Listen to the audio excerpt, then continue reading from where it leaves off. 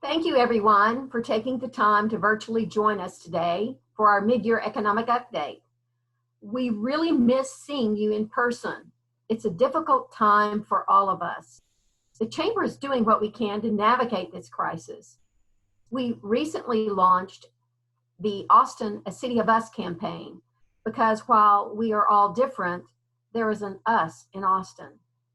So help us be a better us by wearing a mask to protect yourself and others. Also, I wanted to make sure you knew there is a census this year and the general election on November 3rd. I would like to thank RSM, our presenting sponsor for today's program, and our sustaining sponsors for the Power Up series. Thank you to Accenture, Amazon, Capital Metro, Goodwill Central Texas, the City of Austin Small Business, Visa, and our supporting sustainers, Austin Technology Incubator, KView, and the Statesman. So we do have quite a large attendance today, and we're all looking for economic indicators during this pandemic to help us determine where we are in this economic recovery. Has the U.S. economy ended its pandemic-induced free-for-all? What does a recovery look like? Will fiscal and monetary policy drive our economy? What is the impact to our labor market? Is the status quo gone forever, and what lies ahead? So if you're like me, inquiring minds want to know. We have to know. So I'd like to introduce Scott Hagler, Managing Partner with RSM Austin, to introduce the program. Scott has over 25 years tax experience working with the middle market and publicly traded companies specializing in state and local income franchise taxes. Scott, thank you for being here with us today. You bet. Thanks, Lynn, and I appreciate everybody taking the time to join the webcast today. And I would like to introduce Joe Busuelos. He is the chief economist for RSM. He travels the world and speaks all over the country and all over the world. So Joe has over 20 years of experience in finance and economics and specializes in analyzing U.S. monetary policy, labor markets, fiscal policy, economic indicators, and the condition of the U.S. consumer. Prior to joining RSM, Joe served as 4 years as a senior economist at Bloomberg and co-founded the award-winning Bloomberg Economic Brief and was named one of 26 economists to be followed by the Huffington Post. We're extremely fortunate to have Joe with us here today, and he actually lives here in Austin, so special treat to have him here today. Speaks all over the world, publishes a lot of articles, including a lot that come through RSM, and hopefully you're a regular follower. And I'll turn it over to you now, Joe. Thank you. Okay, thank you very much, and I really appreciate the kind introduction, Scott. Good morning. I was on the BBC this morning, so it was good afternoon there. I apologize, but good morning. It's good to be home here in Austin. As Scott said, that pre-pandemic, I'd be traveling the world talking on the global economy. But since we've shut down, I've been here in Austin. I live over at the Catherine, just across the bridge right off between First and Congress. And so I get a good vantage point to check out the city each and every day. If we could get the slideshow started, please.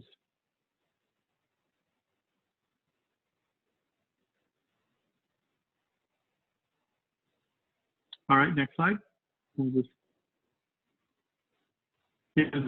Here we go. Okay, so we're going to talk about the U.S. economy first, and then we're going to do a deep dive into the Austin economy, utilizing an exciting new data set that was only constructed over the last couple of months to accent what we're all doing here in during the pandemic.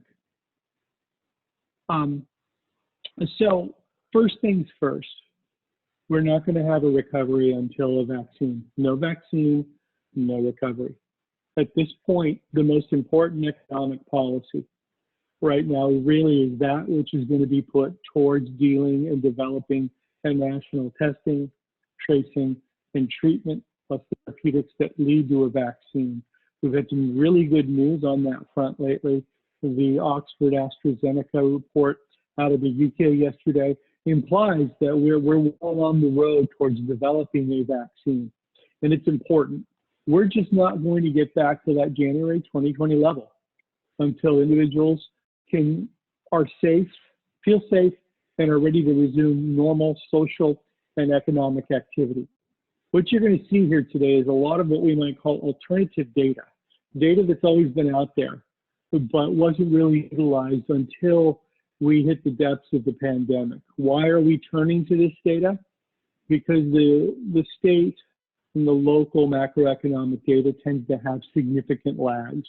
And we want to see these things in almost near real time in order to better facilitate discussions with and assist our clients in order to make this critical decisions on when to restart their economy or restart their businesses, to bring back workers off of furlough, or to increase hiring, and indeed make investments in the future of their firm. All right, so the best news we have is that the economic freefall ended in late April. And indeed, in my estimation, the worst is behind us, despite the very difficult times we're having in Texas right now, especially in the 4 largest cities. Dealing with overcapacity at the hospitals is going to take some time to adjust to. But, you know, right now we're beginning very slowly to come out of this. It's a bit of an uneven growth pattern, as you're going to see in the data. What's going to lead us out of this? It's going to be spending on residential investment and manufacturing, which are the most interest rate sensitive sectors of the economy. And along with the U.S. household, as it begins to recover, we should see a move out of the recession in this quarter or the next. However, I want to be very clear, we're going to have a very slow and frustratingly elongated recovery. The policy response has been magnificent. It's really why we are not in a depression. We did have a depression-like shock, but the $3 trillion in fiscal aid put forward and the $5 trillion in liquidity commitments made by the Fed, I think avoided the big mistakes that are associated with the Great Depression from 1929 to 1941. We're in a debate right now over what should be the next round of aid, and you're going to see some data today, presentations, that I think will lead a discussion towards where that bill is going to go, round 5, and exactly how large it's going to be. What will the recovery look like? Well, you hear a lot of scenarios out there. Some say it's a V-shape, some say it's a W-shape, some say it's an L-shape. We don't want an L-shape because that's a depression. What I think it's going to look like is a little different, and indeed, around 70% of economists now agree with this. It'll look more like a Nike swoosh. You're going to get a sharp downturn, sort of a curved up, and then just a slow build back towards where we want to be with respect to the economy. I see some questions have come in. Yes, this slide deck will be available to everyone. Don't worry about that. If you want one, just ask. We're more than happy to provide that. Can you go to the next slide, please?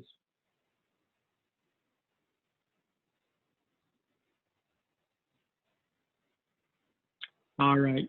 We're clearly having some challenges in the domestic labor market due to the reasons why we shut the economy down in the first place.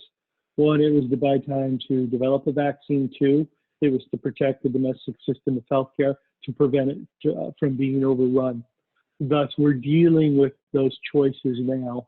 And indeed, over the past 17 weeks, over 50 million people have experienced a bout of unemployment or a loss of income.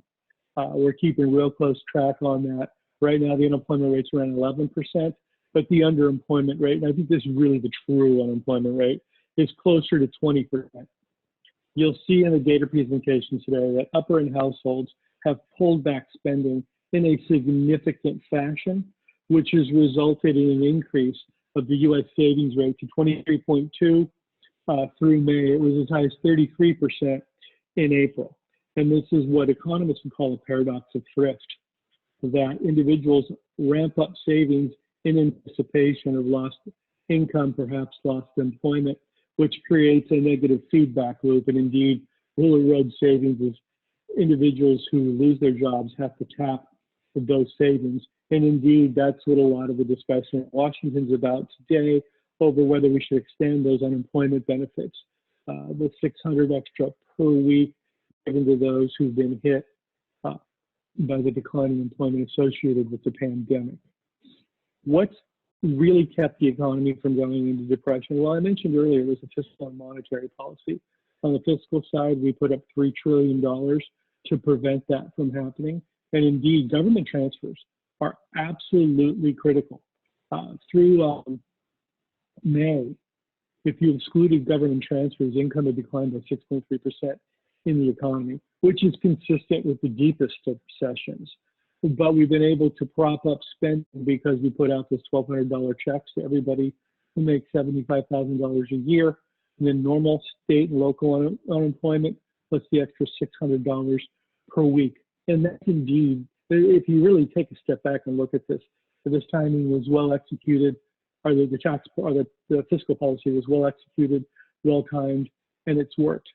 And of course, when you have this sort of shock, the size of the shock in the financial system is what we call 7 standard deviations from neutral. That's just about as large as we saw during the great financial crisis. When you have those shocks, demand shocks, which is where this originated, you're not going to have inflation. In fact, what we're seeing right now is some real strong disinflation, not yet outright deflation, but we'll want to make sure that we take a look at that. Let's move to the next slide, please. All right, so no vaccine, no recovery. In the second quarter of the year, my forecast is that will decline by 36.3%. That'll be the largest single annualized quarterly decline in U.S. economic history. It comports well with the 33% decline forecast by the Atlanta Fed. This is something we've all known, we've all expected. I think that in many ways we're looking past it simply because the size of the shock was one time. And as we've started to reopen some portions of the economy, we can see things beginning to bounce back. And that's somewhat encouraging. Next slide, please. All right. The Office of Management and Budget has put out their forecast. And I think it's a little pessimistic for my opinion, that I don't think they capture the real resilient portions of the economy in life sciences, technology, finance, what we call the new economy, essentially the economy we have here in Austin, Texas. Now, the forecast is rather bleak. They say it's going to take 10 years to get back to January 2020 levels. I don't agree with that. I think that we'll be back there by mid-decade, 3 to 5 years from now. But I don't want to be overly optimistic about this. It's going to be really hard to climb out of where we're at. It's much easier to shut down an economy than it is to reopen it. And once we reopen it, it's going to be impaired for some time, and we're going to lose some capacity to produce. And of course, we know, you'll see it in the data, there's going to be strong losses on small and mid-sized companies who just did not have the financial depth to deal with what we thought would be a 15-week issue. It now looks like it's going to be a 15-month challenge. Next slide, please. All right, what's the shape of the recovery look like? I think it's going to look like the bottom right quadrant, more of a swoosh shape. It's going to take a long time to recover. While the financial markets clearly are experiencing the V shape, as is housing, other portions of the economy won't, especially leisure, hospitality, commercial real estate. You'll see the data in just a moment. What we don't want is that L shape. That's the bottom left quadrant. And because the reopenings in the economy started on or around May 1st, on or around January 24th, we saw them begin to level off. And so there's some concern now about a W, which would be a double dip recession, but that's a little bit premature from my point of view. And again, I don't think that's taking into account the more resilient portions of our economy that are somewhat impervious to the pandemic, that being the life sciences, tech, financial, and financial sector. Next slide, please. Okay, this is the proprietary RSM US Middle Market Business Index for June. Our partner is the US Chamber of Commerce, who I've worked closely with over 5 years. I'm the one who developed this index, and indeed I serve on their economic advisory board. So what do you see? You see the big decline, which is what one expects, a nice sharp rebound, and then a little bit of a slower climb in June. 110. Is anything above 110, we think the middle market's now moving into growth. Below 10, you're seeing a period of contraction. So we're contracting at a slower pace here in June, and that's essentially where this U.S. economy is at. Let me say this, the economy is not CNBC TV. It's not about equities.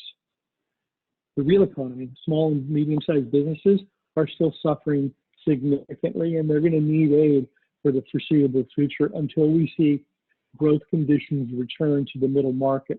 Small and medium-sized enterprises tend to lag the big global activity companies by 3 to 6 months. So we think we're right where we expected to be. And I would think by the end of the year, October, November, December, the final quarter, you'll see that RSM Business Sentiment Index move above 110, and we'll begin to see growth conditions back in that critical portion of the U.S. economy. Next slide, please. Okay, I mentioned earlier the labor market catastrophe that we're moving through, and the data doesn't lie. This just tells you where we're at with initial claims and where we're at with continuing claims.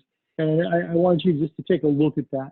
50 million people who've been out of work for some portion of the 17-week crisis really are depressionary-like levels. But again, it was a policy put in place that prevented the depression, a much greater catastrophe than the one we're dealing with now. Next slide, please. All right. Here, we're looking at Apple mobility trends. Both Apple and Google have published their mobility data for some time. We really latched onto this very early in the pandemic as a way to estimate if there were any behavioral changes among U.S. households with respect to use of public transit, going out and interacting with one another, and then in their car. And what you can see, this is really interesting. The public, the American public, decided to pull back well before the lockdown orders were given. That implied that we were on the cusp of maybe a significant behavioral change. And what we see here is something that we just have to confront. We begin to be a little bit more comfortable moving out in the open in May. It's been up and down, but we can see demand for mobility and instructions with respect to walking and automobiles, quite good. We're not quite back to where we want to be, but look at the use of public transit. That's that purple line, well below where we were prior to the pandemic. And this does denote some risks around the public returning to bars, restaurants, hotels, and all sorts of transportation, from public transportation, like those beautiful red gas-powered buses we have here in Austin, all the way up until our American Airlines hub over here at the airport, where prior to the pandemic, we could fly to London 5 times a day, which is one of the main reasons why I live in Austin, Texas. This is available daily. And here you're seeing the United States. Let's go to the next slide, please. Here you got global mobility trends. This makes sense. The Europeans did a much better job of managing the disease than we do, and their economy is beginning to get back open, as are the major Asian economies. Australia, New Zealand, South Korea probably did the best of any countries in terms of mitigating the disease or even addressing it before you had to turn to mitigation. And of course, next slide, please. Austin, Texas. It gives you a real sense. I put this particular slide together yesterday, and it just gives you a sense of where we're at in the city and perhaps the county compared prior to the pandemic. And you can see what that recovery line looks like. It does look like a little bit of an Nike swoosh, and it was one of the inspirations in me coining that term with respect to what the economic recovery would look like. And we're having the same problem, albeit at a lower level than the rest of the United States. That purple line does denote some reluctance. to re-engage in traditional, normal social and economic activity. And we're going to see a lot more about Austin here in just a few minutes. Next slide, please. All right, here's consumer spending. Overall, the consumer spending in the United States, and I want to take some time here. Prior to the pandemic, we didn't get this near real-time data. It was always lagged by 30 to 60 days. Here we've created some data sets at Harvard University where we can now get it with a lag of about 10 days. So what do you see? You see the big drop. You see the recovery begin, right around April 15th, and then a steady move upward to June 24th. So the data that we've seen on spending, retail spending, this is all capturing the initial phase of the reopen. Now, I don't think it's very controversial to say at this point that we reopened too soon. It's one of the reasons why we're having the public health problems we're having here in the state and in the country.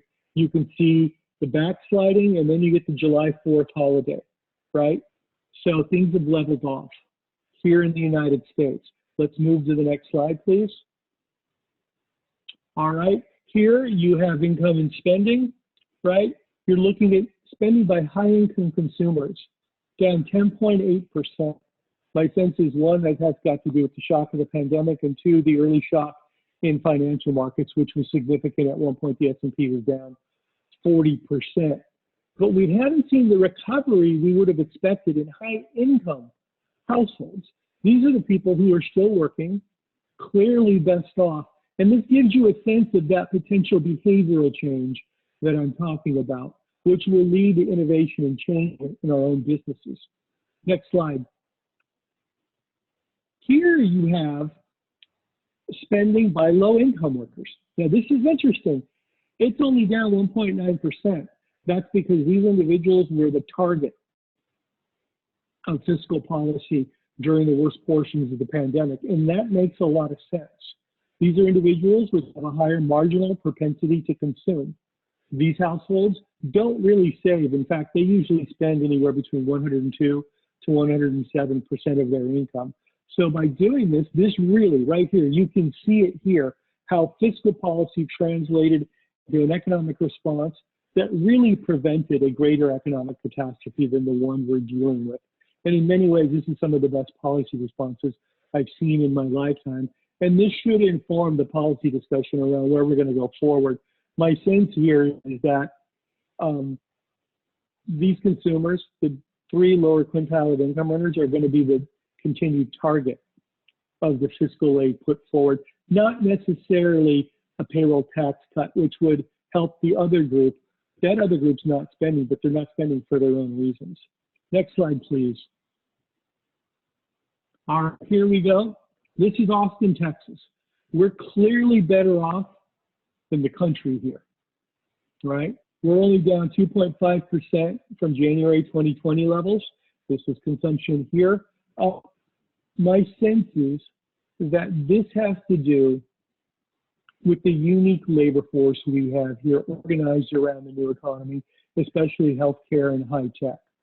That these workers were already behaving in a very different way, often relying on Amazon to deliver groceries and goods. Their services were already computer-centric. Their market baskets have very high technology characteristics. So in many ways, while the pandemic was a giant inconvenience for these workers, they continued along similar spending paths. And the decline had to do with just some of the lost jobs, especially in the service sector, especially around hospitality, leisure hospitality, bars, restaurants, drinking establishments, and so forth. And as you can see, we can break this data down into different industries at this point with a deep dive here into Austin. But for my money, this is your takeaway chart here for the Austin Chamber of Commerce community. This gives you a real good sense of where we're at and an idea that we're going to likely fare better here in Austin than almost every other major metro in the United States. Next slide, please. All right, it gives you a sense about what we call the long climb back. This is TSA data compared to where we were 2019 versus 2020. People just aren't ready to get on airplanes right now. That's part of that behavioral dynamic that referred to earlier. Next slide. All right, dinner reservations. We look at Yelp's dinner reservation data to give us a sense on when consumers are ready to move back. We've really improved. We were down 100% during lockdown. We're now down only about 60%. It gives you a sense that there's real room for improvement, but we're just not there yet. And I got to tell you, when we reopened, I was very excited. First thing Stacey and I did was she made a reservation for us to go sit up at the rooftop at Bob's downtown. And we noticed that there people were really willing to enforce the social distance. But as the days and the weeks rolled on, that sort of dissipated, and we decided, well, maybe we weren't ready to take that chance. So I really personally understand the ideas behind the evolution in the data on restaurant reservations around the United States. Next slide, please. All right, hotel occupancy rate, right? We're a convention town, we're a global tourist town. Our concerts, our Grand Prix. I wear the Grand Prix shirt today because I'm quite proud. That's my favorite event in Austin. Again, improvement, but not anywhere near where we want to be. We need to see those hotel occupancy rates go back up, and it's just going to be difficult again until pandemic eases here in Texas, and it looks like we're within a few months of a vaccine. Next slide, please. All right, and then I mentioned one of the leaders out of this was going to be the two most interest rate sensitive sectors, autos and manufacturing, and of course housing. We see that here in Austin. You can see the inventory move. There's simply not enough. Now, I think right now where the action is going to be is in that sweet spot between 250 and 600, right? Where they can put money down, they can get Fannie and Freddie sponsored loans. But there's some real problems with the jumbo market here. I go out and I look at homes every single weekend because I want to get a sense of where pricing is compared to the rest of the domestic housing market. And I like talking to builders and lenders. And what I'm hearing is right now, unless you're going to put down an almost insane amount of capital, that the jumbo market's largely frozen. It's very difficult to move those homes priced above $1 million. We have some beautifully designed homes, well executed. The local builders, Joseph Motate, all of them, they're just tremendous. And this is going to be important to get Austin back up and running because the lending market's just going to be tight for some time. Next slide, please. All right. This is the Bloomberg Financial Conditions Index and the Bloomberg Financial Conditions Index, including housing and technology. Now that's the green line. And that one's above neutral. That means financial conditions, if you include technology and housing, are conducive to growth. And it's why I'm somewhat optimistic that we're not going to slide back into a recession, that the growth may be slow, but it will be growth. And it's going to take 3 to 5 years to get back to where we want to be, but we're not going to be in the doldrums. Now, if you don't include those portions of the new economy, especially technology, well, we're just about neutral on financial conditions. And that is largely because the Federal Reserve put forward 11 different programs, including those that intended to ring fence the commercial paper market. That's the market where big companies borrow to make payment to make their payroll. This collateralized mortgage-backed securities market, we'll talk about a little bit that in a few minutes. And of course, the Main Street Lending Program and participating with the PPP, which is the bailout of small businesses. So they've done all of this. It's been quite heroic, a big policy achievement here to get financial conditions back to essentially neutral. I can't tell you just how difficult those days were and what it took to prevent, again, a much larger catastrophe. In financial markets, in finance, you can see that V-shaped recovery. But remember, equity markets are not the economy. I'm not even sure they're a good discounting mechanism where the economy is going to be. Next slide, please.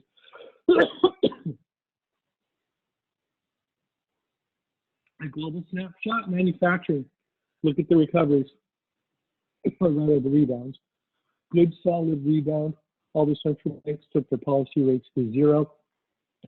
And we've just seen a real nice rebound in manufacturing sentiment over the past 2 months. And indeed, in the United States, the ISM Manufacturing Sentiment Survey, 52.9 And that does denote expectations over the next 6 months will see improved times, as long as we don't have a big policy mistake or the pandemic really gets out of control. Next slide. All right, housing-led recovery. Well, you can see just before the pandemic hit, we finally, after, let's see here, 11 years or 10 years, got back to what I would call equilibrium in the housing market. And these 1.5 million annualized residential starts. Pandemic hit, we slid back to just about 1.2. There is room for improvement, but this is activity. There's some demand out there to support the move back to 1.5 million. We just, again, got to put in place conditions where we can deal with the public health portion of this. And we begin to see lending ease up, and then you'll begin to see that market move in. And indeed, with Apple's campus already started, a big healthy workforce on the way, Tesla south of the city. There's one thing I'm absolutely 110% convinced of. We do not have enough housing in the city, and we need to build it as fast as we can.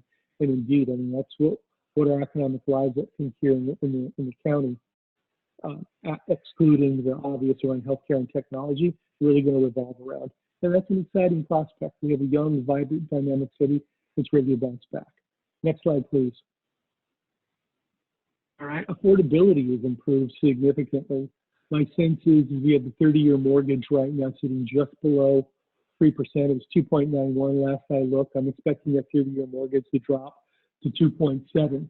If we have other issues around the pandemic, we'll be looking at 2.5 by early 2021. With the 10-year at 0.6, the front end of the curve anchored by the Fed's zero interest rate policy, we are just simply going to have very low rates for a very long time. And I'm guessing for most of you on this call, that will capture your entire career arcs.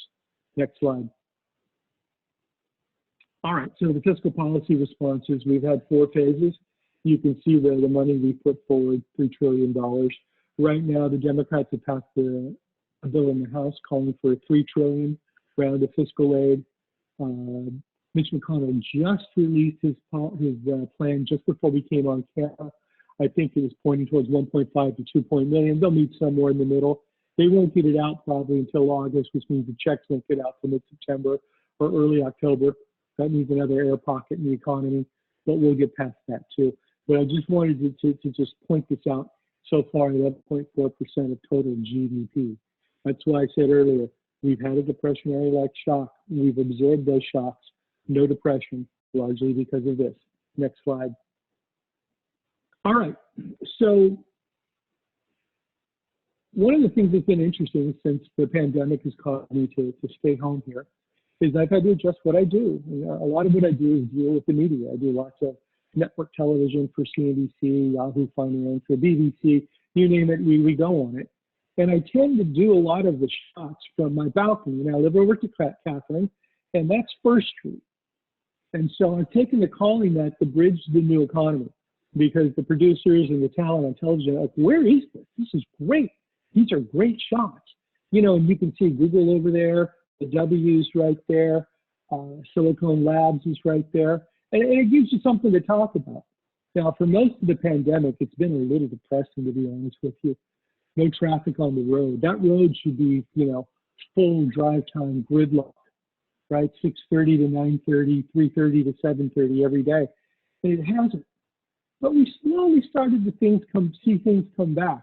You know, May was good, June was better, but then not so much for July, right? And that has to do with the pandemic around the states and indeed the issues here in the city. But this is becoming very important. I know CNBC in particular has latched onto this, and I noticed the mayors really begin to appear all over television, not just talking about the pandemic, they're talking about the economic conditions here in Austin. Of course, Austin is probably America's most dynamic city. So think about the bridge to the new economy when we're looking at the next set of data, which is completely Austin-centric. Can we go to the next slide? All right, here we go.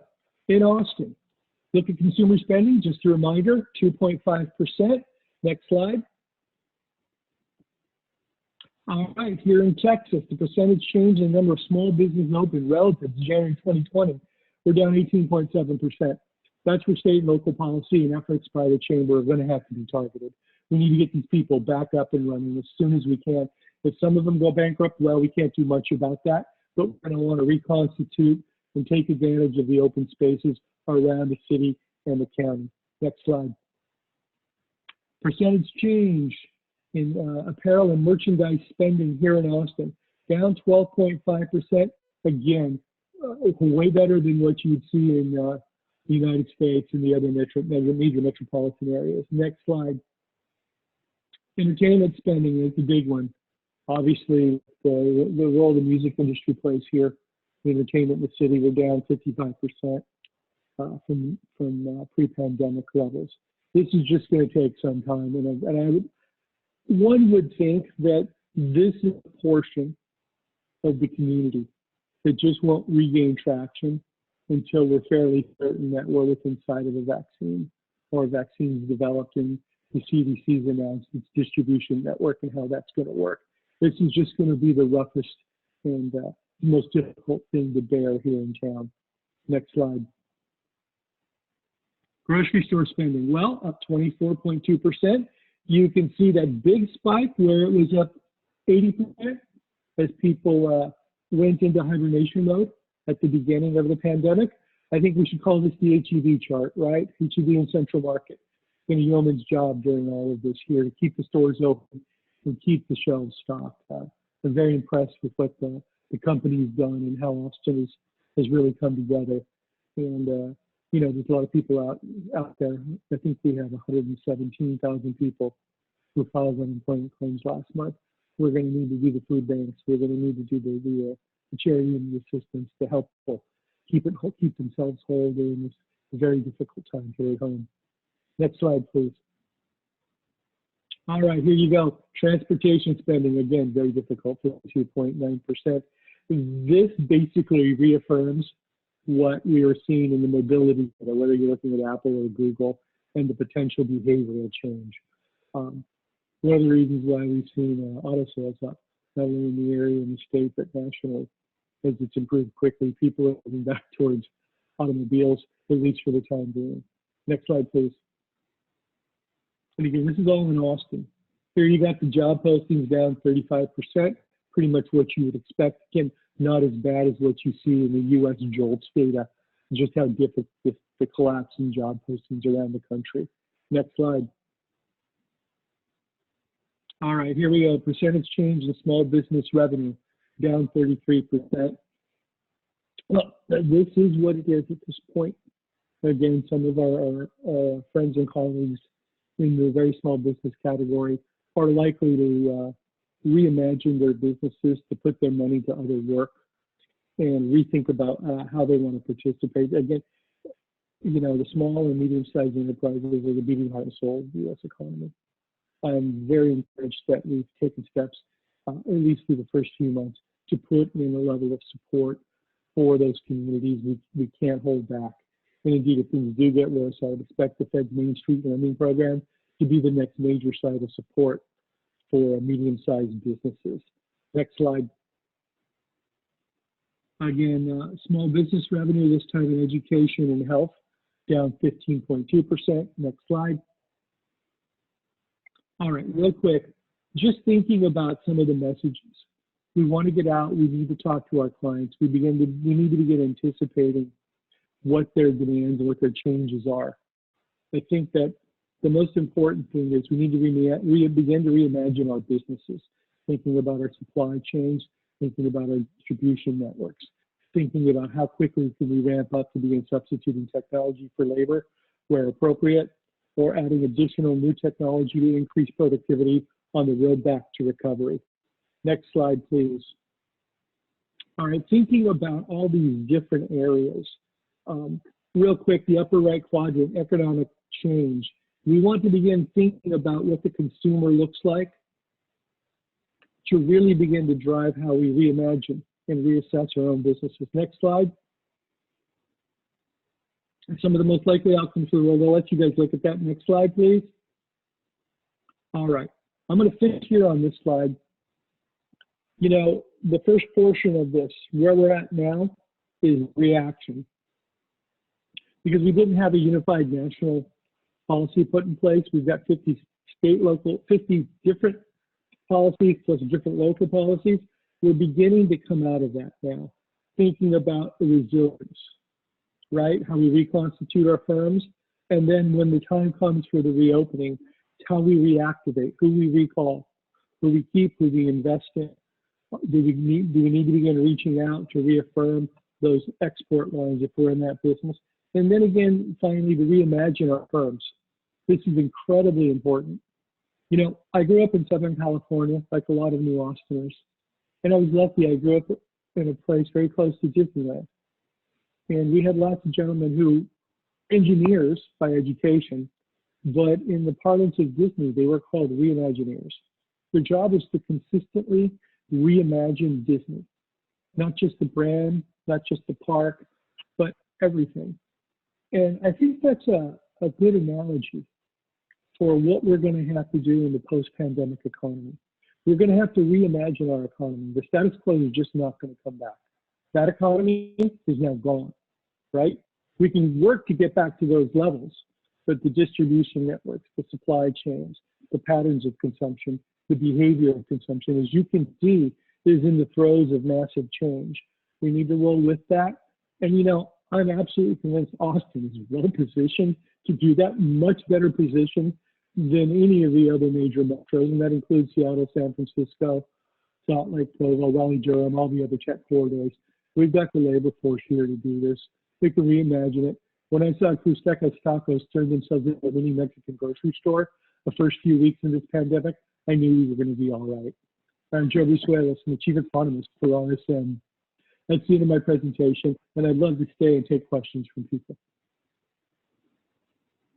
All right, Joe, this is Scott. So we've got some questions. There's several around the long-term effect of the deficit. So obviously we're spending a lot of money that is not in the coffers yet. So what are your thoughts around the deficit?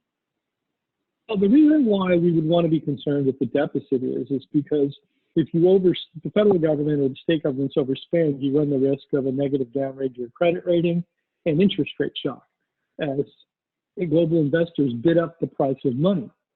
Now, one of the things we've learned over the past 10 years, as we've seen the evolution of central banking, those concerns have significantly abated. That we are not really concerned about interest rate shock at this point or a collapse in the value of the dollar. That indeed, the federal government can run much higher annual operating deficits than was previously thought, say, prior to the turn of the century or definitely before the great financial crisis. Structure of the economy's changed. When the economy cracked in 2007, it didn't heal right. Up through those fissures came the new economy, essentially this downtown. Tech, all of that. Tech is inherently deflationary, and the evolution and dynamics of the way tech runs, I think really has impacted the structure of the economy and the interest rate complex in ways we don't quite understand.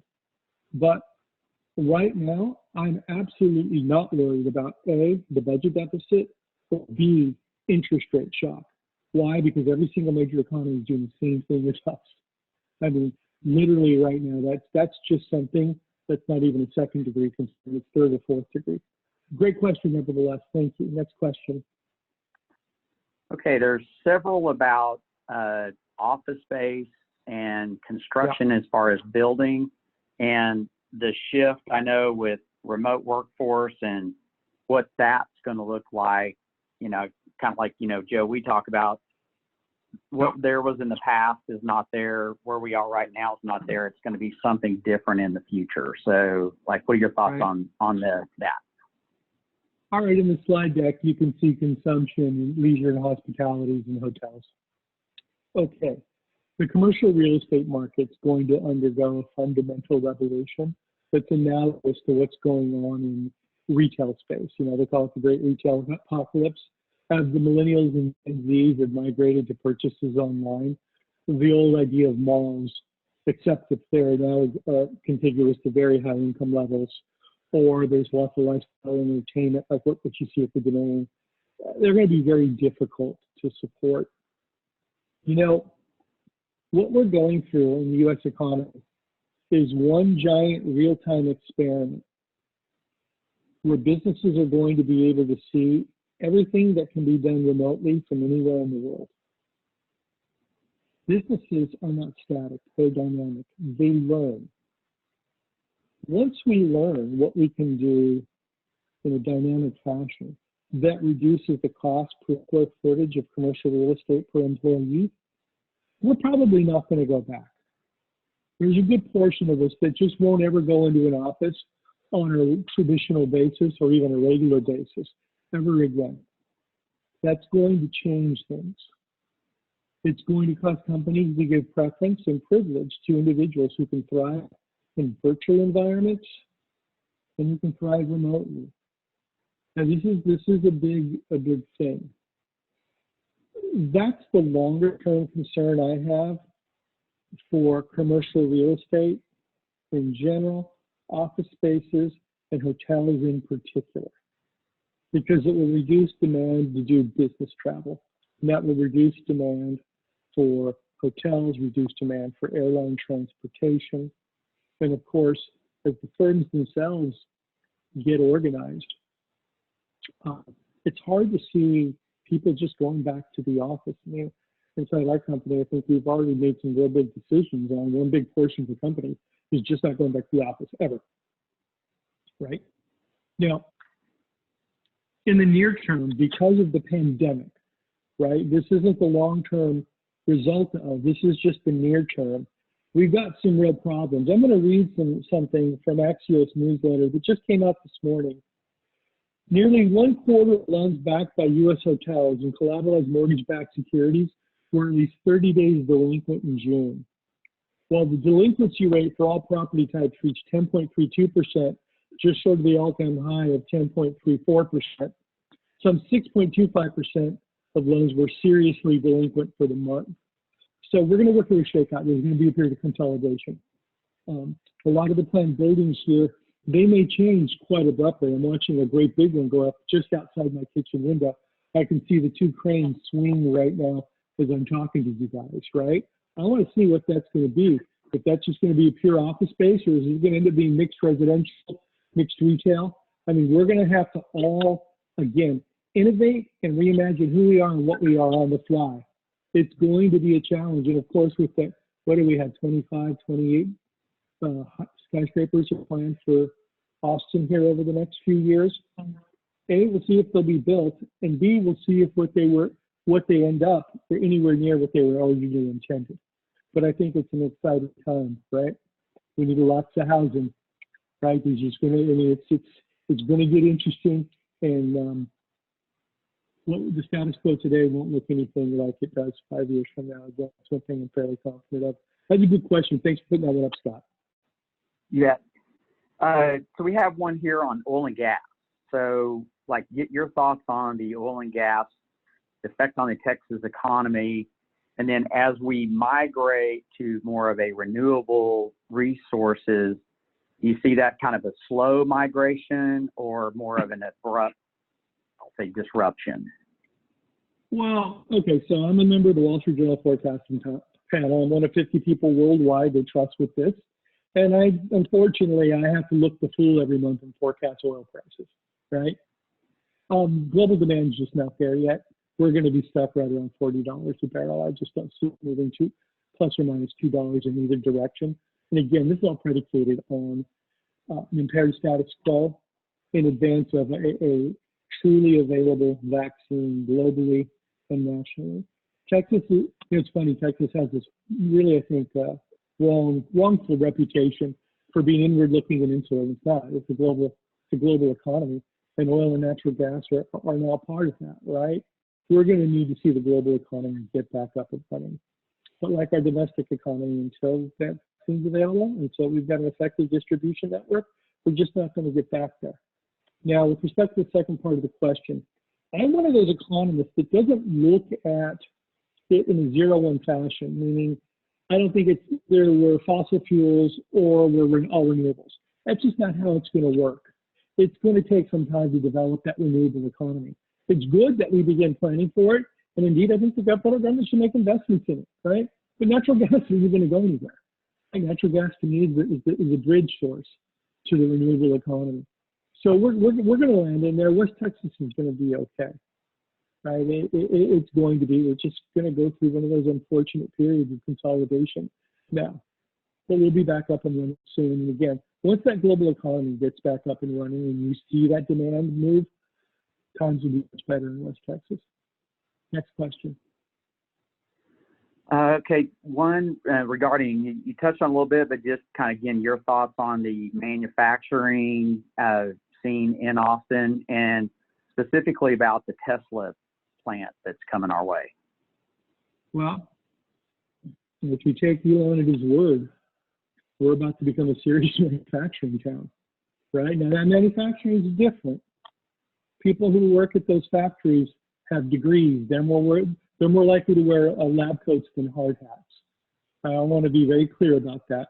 I spent a lot of time out in California. I've been to his factories. It's not old-time manufacturing. It's new economy manufacturing. And of course, Tesla's the one true technology out there, I think, that everybody thinks, yeah, this is the real game changer, right? So I'm very encouraged by that. But guys, we got to get on it. We have to make the city. We need more housing. Housing. And we have to deal with the transportation issues around town. If we don't do that, that can cause an issue. But I always like to remind people, General Electric was in the state of Connecticut for the better part of 50 years and then left because Connecticut just could not accommodate the transportation needs of the firm. Next question. Another one I think is pretty interesting to talk about is the bringing jobs back, so reshoring our manufacturing. Especially healthcare related. I know you hear that a lot, that a lot of our prescription drugs are manufactured in China. Just kind of your thoughts on that, manufacturing coming back. So that's a great question. It's a very complex one. We have a global business, and I spend a lot of my time the pandemic, I was circumventing the globe for sure. In general, those jobs aren't coming back, nor the supply chains. I know you heard things from the political authority for the last 2 years. It didn't happen, and it's not happening. The 25-year period after the World Trade and NAFTA agreements were put into place, firms spent trillions of dollars developing the supply chains. The sunk costs are simply too much. They're just not going to come back. Now, with respect to pharmaceutical, specifically relating to some forms of the pandemic, that may be something different. Highly idiosyncratic. We'll probably have a national security veil around it. You may see some of that come back, but even that's very difficult. One of the more interesting discussions we're not having right now is how will we get the vaccine to everybody?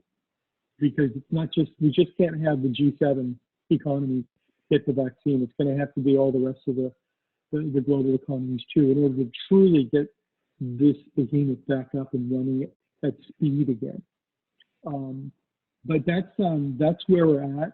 I would not be making sizable investments organized around a reshoring of jobs or reimportation of supply chains. I mean, we had a trade war. So we went into recession in February. What knocked us into recession? It was the trade war. The pandemic knocked us into this, right? What we got out of the trade war, basically some firms moved business out of China to other places in Southeast Asia, and that's pretty much about it, right? Not about what constitutes, well, I'm not going to say it's victory or failure, but I wasn't pleased with the outcome. Let's put it that way. That was not good policy. Next slide, please. Or next slide, next question. A couple of questions on kind of on the projections that we had. And, it just seems like every day the schools closing, opening, parents are going to be, daycares open, not open, things like that. I know, in our work base anyway, that's a big deal. So, kind of your thoughts on the effect if it does where schools don't open, say, this fall, spring, maybe it's a year, and employment. Okay, so if the schools don't open, we're going to have a serious productivity problem. One can't do their job overseeing Bobby and James' fourth grade education. It's not a compliment. It's very difficult, right? You don't get that economy really reopened until we figured out a plan for the schools. You know, during the time of the crisis, everybody did the best they could, right? It's not good to criticize people in foxholes. However, in retrospect, maybe we should have chosen a different order of operations. Instead of focusing on the reopening of businesses, maybe we should have focused on the reopening of schools, and then the businesses could follow, right? But this is where we're at. Yeah, I am. My sister runs, she's the vice chancellor of University of California. She's the hospital in Irvine. And I just don't see how we're going to reopen these schools. It just seems to me like we're just setting ourselves to do something for a few weeks or months and then shut it down. You know, I talk a lot to policymakers, and if they even bring it up, I ask them, what's your plan the first time a 7-year-old dies, right? What's the plan? What's the strategy? They can't answer the question. Until they can answer that question, we're probably better off just going with distance learning, as difficult as that is, even if it impairs the economy. Next slide. Next question. So this question is kind of often, but also just in general. So we've seen a lot of the big chains closing a ton of stores. Some have bankrupt, gone closed, you know, and a lot of online shopping. So just your thoughts around the brick and mortar, the shopping malls versus, I guess, online shopping, things like that. Well, online's going to win. I mean, full stop. Brick and mortar is going to have to get a lot more nuanced, a lot more creative. And it's not just down market. It's also even stores that serve relatively upscale clients.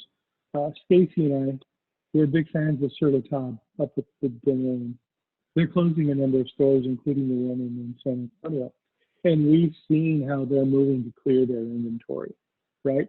It is very clear to me that particular store that serves very upscale consumers is going to enter a period of very quick consolidation, right?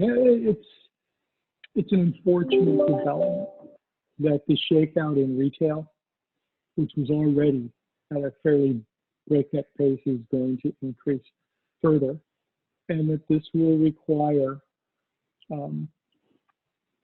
malls, particularly outdoor malls, to really reimagine who they are and what they do. I sort of get the sense that if you're contiguous to a zip code that's very high income, that you can turn to more lifestyle things like cosmetics, plastic surgery, health and diet, and fill in those spaces. And that's a possible way forward, right? In North Scottsdale, Arizona, they've been very, very successful at using that sort of model. Here, we've got a very young and dynamic population. I think that we're going to have to cater to those 35 to 45-year-olds, the ones who drive the Teslas all around the city, who live in my building, right? They're very different tastes. They have very different preferences. And so the economy is going to evolve around their needs, their tastes, their demands.